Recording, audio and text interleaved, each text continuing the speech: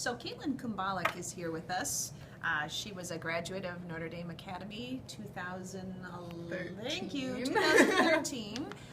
She's now currently at Madison, and we asked her to come in and talk to us a little bit about her journalism experience.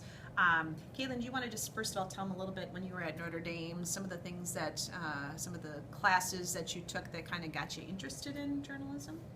So obviously I started with journalism, 1, 2, and 3, I guess. I don't even know if that is even what I did. And then I was also on the yearbook. So those two things combined, I kind of, got some writing skills as well as the digital platforms that would go along with the writing for the technology of today. Kaitlin was our go-to person for all things related to Adobe InDesign. In particular, she was a wonder at that. She was very good at editing as well. She had that eye for detail, as I always used to say. So then you're at Madison. Talk to us a little bit about some of the classes that you've been taking at Madison that kind of will help them understand what's expected. So sophomore year was my first semester in the journalism school. I applied as a freshman, got in spring semester, so then I started in the fall. And the first semester was kind of an intensive workshop type class where we'd spend 10 hours a week with our journalism professors, intensively writing stories constantly and following up on the same idea, learning more each week, and having to write different types of stories for different platforms and different readers, constantly using different kinds of technology and forcing ourselves to branch out and learn more about what journalism can do. This past semester, I branched off from the reporting side of things and did Stratcom, where we made just sort of a campaign for the Mexico Tourism Board and had to write all sorts of press releases and just like announcements for, events that we made up and media ventures that we were pursuing. So all of that just kind of led back to the journalism experience I learned here and in my initial semester at Madison. Talk to us a little bit about, in addition to writing, I hear that. Talk to us about some of the other skills maybe that anybody listening to you and maybe thinking possibly a career in journalism, besides writing, what other kinds of skills do you think you need? So a lot of the digital media platforms are what's really being pushed right now. Even I went to a talk by Toya Washington, who I believe she's a news reporter out of Milwaukee, and even she said, like, at her station, you have to be a one-man wolf pack. You have to be able to that's record. what everybody tells me. You have to do the whole thing, do the whole deal. You have to be able to record, edit, everything by your own and have it ready for news. So just being able to use, InDesign and Photoshop and even just Word and Excel, you wouldn't think, but those are actually really helpful too. And, any sort of program like that, Audacity, maybe not as well known, but it's an audio program and we use it all the time. And just anything that's, even like blogs, like it seems easy, but anything that you can bolster your journalism with is what we use, and it's really helpful. So writing skills, so technical skills, and it sounds like working with, you have to be a team player. You said you're a one-man woman sometimes, but at the same time, you must rely on each other? Yeah.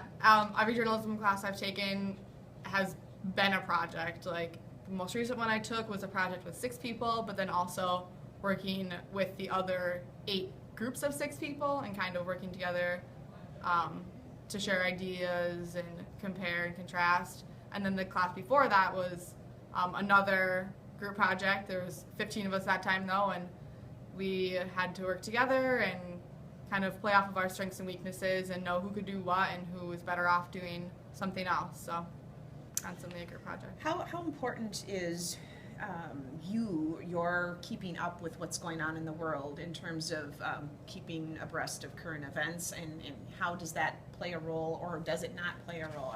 Are you insulated from that? I couldn't think you would be, but no, we definitely. We do have pop, current event quizzes, which, not my favorite, but they happen, and even our teachers will just constantly be talking about, like, oh, did you hear about this weekend, or this is an interesting story, this writer's doing a really good job of following up and doing like a really accurate and representation of the story, and you should read this, you should follow this writer, you should look at this broadcast, you should so we're always constantly watching news clips and reading stories. So where do you get your news? I mean, this might be kind of interesting. We're kind of old school. We might be watching, Fox or CNN. Where are you getting your news? Where are you getting your current events? I don't watch the news on TV at all. I mean, I don't. At school, we didn't have cable. In the dorms, I didn't have a TV, so we didn't have any sort of TV. And then last year we did have cable, but I didn't know the channels, so I didn't bother.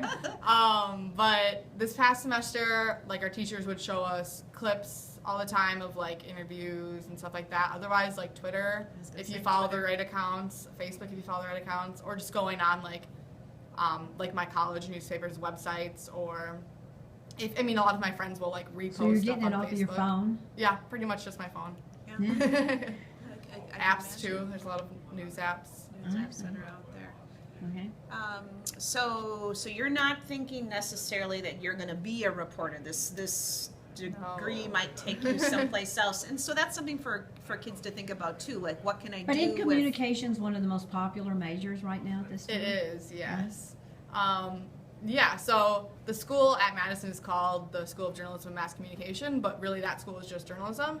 But the mass communication does come, through other majors. So I'm doing journalism, but my emphasis is strategic communication, and then communication arts, and then criminal justice. So, I mean, I've gone to plenty of talks with people who, started the reporting track, thought that's what was for them, and then, they branched off into being PR, consultant for someone, or doing broadcast journalism. So really a basis in writing can get you anywhere. So it can be, you could be working with, a famous person for their PR, or you could be working at a news station writing the cue boards. Like, you could really be doing anything as long as you have your basis in writing and journalism. Wow, very good. What about interviewing? Do you have to do a lot of interviewing? Yeah, we do have to do a lot of interviewing.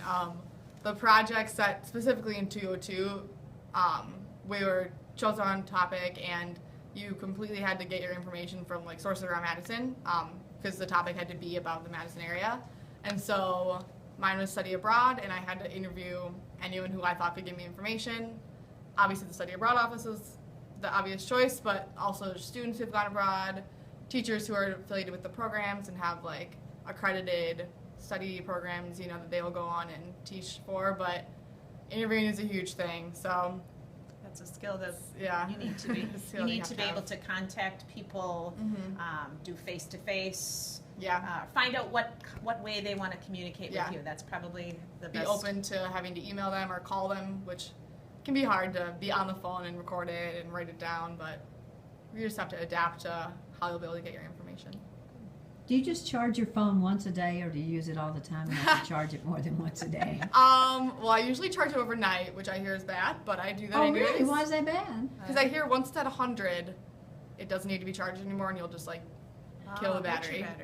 Really? I Yeah. do that every single night. Yeah, I think so I do do I. too. Okay. Yeah, I But imagine most of then- the world does. Yeah. But then I also have one of those little, like, portable chargers that I always have with me.